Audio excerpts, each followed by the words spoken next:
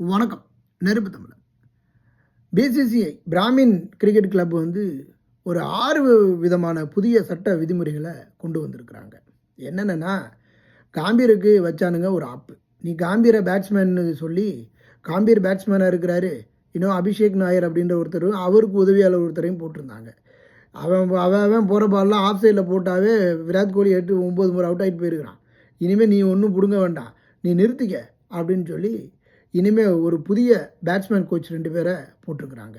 அதற்கப்புறம் இனிமேல் சீனியருக்கு தனிப்பட்ட இடமெல்லாம் இல்லை. சீனியர் ஜூனியர்லாம் ஒன்றா தான் இருக்கணும், பயிற்சியில் ஒன்றா தான் இருக்கணும், பயிற்சி முடிஞ்சோன்னு எல்லோரும் ஒன்றா தான் இருக்கணும்.